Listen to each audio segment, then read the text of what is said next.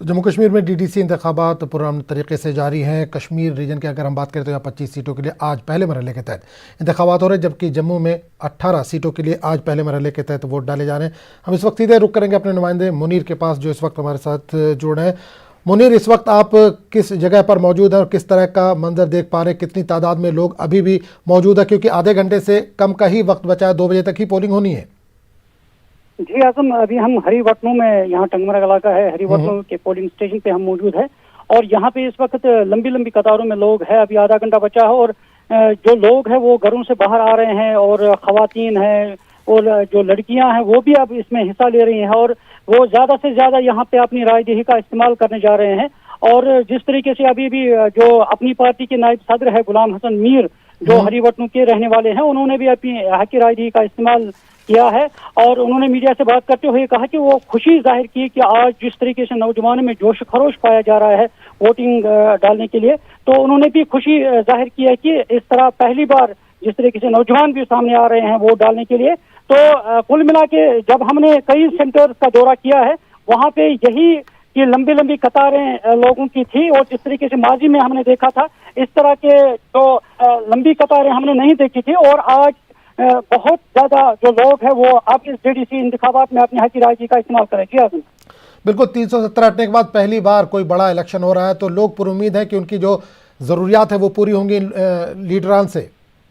जी आजम, जरूर हमने बहुत सारे लोगों से जो वोटर्स हैं उनसे हमने बात की है, वो उनका यही मसला है कि वो कह रहे हैं कि यहाँ पे डेवलपमेंट का जो फुकदान रहा है और उन्हें वो उम्मीद जाहिर कर रहे हैं कि यहाँ पे अब हम जो नए कैंडिडेट सामने आएंगे और उनके जरिए से जो भी मसाइल है, दरपेश मसाइल मुश्किलात है, जैसे बिजली का मसला हो, पानी का हो या सड़कों का मसला हो या और तामीर तरक्की के लिहाज से जितने भी मसाइल हैं, तो वो कह रहे हैं कि उन्हें उम्मीद है कि वो जो भी कैंडिडेट वो चुनकर आएंगे वो उनके मसाइल हल करेंगे। और जरूर ये बात भी मैं बता दूंगा आजम कि टंगमरग जो इलाका है, गुलमर्ग कॉन्स्टिट्यूंसी का जो हिस्सा है, यहाँ पे ये रवायत रही है कि यहाँ पे किसी भी इंतखाबात के वक्त कांटे की टक्कर रही है। और इस बार भी जब हम देखते हैं कि डीडीसी सीट के लिए कांटे की टक्कर दिखाई दे रही है कि यहाँ पे अपनी पार्टी का कैंडिडेट है, एनसी का कैंडिडेट है और पीडीपी का भी कैंडिडेट है और दूसरे जो आजाद उम्मीदवार है वो भी मैदान में है, अपनी किस्मत आजमाई कर रहे हैं। और कुल मिला के ये जरूर है कि लोग कह रहे हैं कि जितने भी नौजवान लीडर उसमें ज्यादा ही है, तो वो कह रहे हैं कि जो भी आएगा वो उनके जो मसाइल को हल करने में खरा उतरेगा। जी आजम, चलिए, बहुत बहुत शुक्रिया मुनीर इस तमाम जानकारी के लिए। और नाज़रीन, राजौरी पुंछ में इस वक्त हमारी नुमाइंदा कोमल जुड़ी हुई है, वहाँ से उनसे बात करेंगे। सुबह भी हमने उनसे बात की थी। कोमल, आपसे जानना चाहेंगे कि आज सुबह से आपसे लगातार हमारी बात हो रही है, जो सरहदी इलाका है आप वहाँ पर मौजूद हैं, आज डीडीसी के इंतखाबात हो रहे हैं, इस वक्त आप कहाँ पर मौजूद हैं और किस तरह का मंजर देख पा रहे हैं? क्योंकि अब बहुत कम वक्त रह गया, 2 बजे तक ही पोलिंग होनी है, आधे घंटे से भी कम का वक्त बचा हुआ है।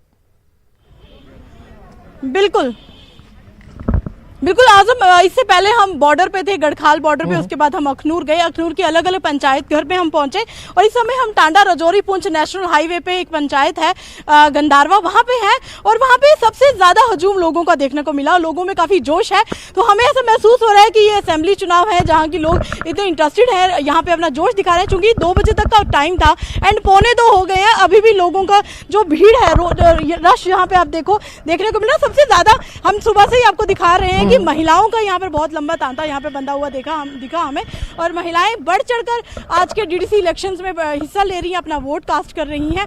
और भीड़ आप मेरे पीछे चूंकि देख सकते हैं और मेरे कैमरामैन में से कहूंगी कि वो कोशिश करेंगे अगर कैमरा घुमा के जो पंचायत घर का दृश्य आपको दिखाने की कि कितनी भीड़ है यहाँ पर। और एक सोशल डिस्टेंसिंग का पालन यहाँ पे किया जा रहा है।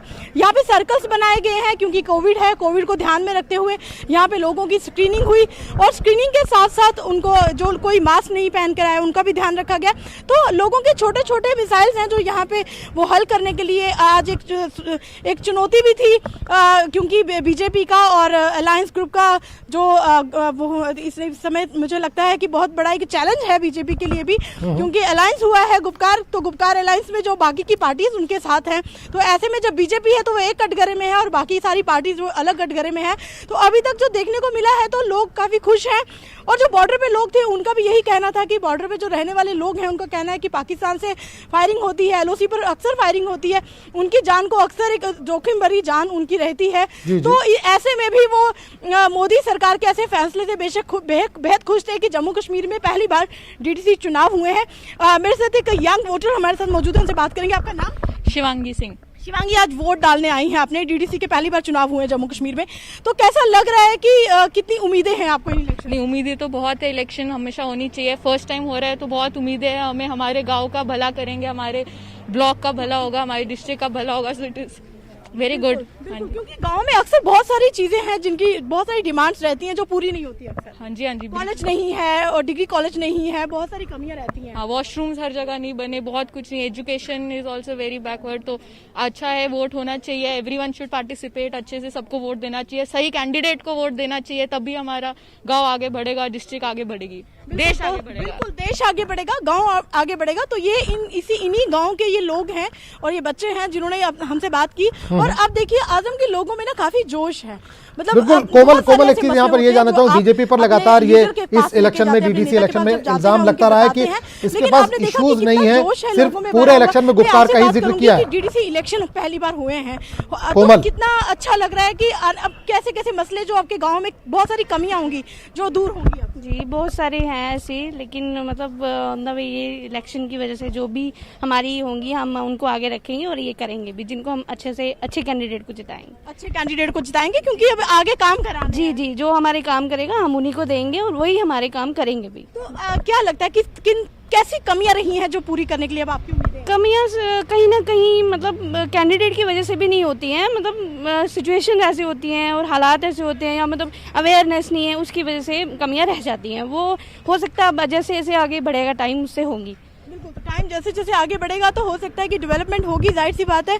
आजम की 2 बजने वाले हैं, टाइम भी 2 बजे का ही है और यहाँ पर चौकी चौरा तक भी लोगों ने वोट कास्ट किया। आज चूंकि पहला फेज है, पहले फेज में ही काफी जो इंटरेस्ट देखने को मिला, लोगों का हजूम आपने देखा, तो जोश है। सुबह की ठंड भी देखी और दोपहर की धूप भी देखी, लोग अभी भी घरों से बाहर निकल रहे हैं, वोट कास्ट कर रहे हैं और कतारें जो है, मुझे लगता है कि मैं आपको फिर से एक बार दिखाना चाहूंगी कि इतनी भीड़ है आज यहाँ पे। और लोगों में एक खुशी है कि फाइनली ये केंद्र सरकार ने जो डिसीजन लिया है डीडीसी इलेक्शन का, उससे उनको बहुत ज्यादा फायदा मिलेगा और अपनी बात रख पाएंगे। मैं आपसे जानूंगी कि डीडीसी इलेक्शन पहली बार हुए हैं हमारे जम्मू कश्मीर में, कैसा लगा? It's a great experience. It's very overwhelming actually. So this is the first time, so I hope it counts and it should do something good for the village. कितनी कमियां रही हैं आपके गांव में, आज पूरी होंगी उम्मीदें हैं? Hopefully यही है कि सारी पूरी हो. That's what we are hoping for. That's why we've been standing here for the last 1 hour. So that's what we are hoping and wishing for.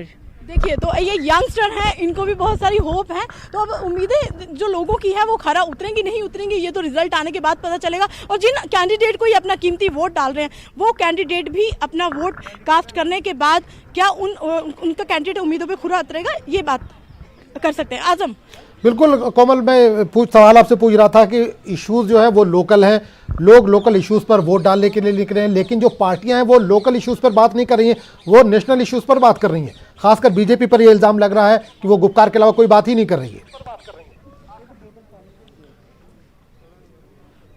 बिल्कुल, बीजेपी बिल्कुल ये इल्जामात लग रहे हैं क्योंकि आजम जब भी कोई इलेक्शंस होते हैं या कोई भी नेता होता है, जाहिर सी बात है वो अपोजिशन पार्टी को लेकर इल्जामात की बौछारें करता है। तो ऐसे में अब गुप्कार अलायंस है तो महबूबा मुफ्ती भी बहुत बातें करती है, तो फारूक अब्दुल्ला भी बहुत बातें करते हैं। तो ऐसे में जाहिर सी बात है कि अब बीजेपी है तो बीजेपी भी गुप्कार अलायंस को लेकर बातें करेगी।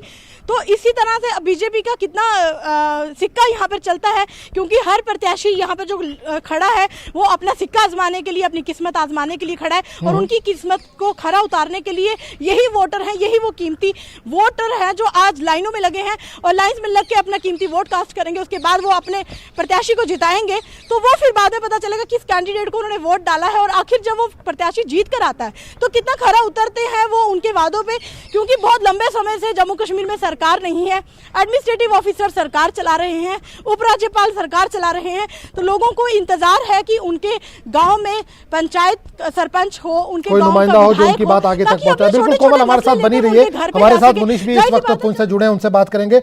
मुनीश, इस वक्त आप पुंछ से जुड़े हुए हैं, वहां पर किस तरह का मंजर देख पा रहे हैं, क्योंकि तकरीबन वक्त अब खत्म हुआ चाहता है पोलिंग का, 2 बजने वाले हैं, तो कितनी तादाद में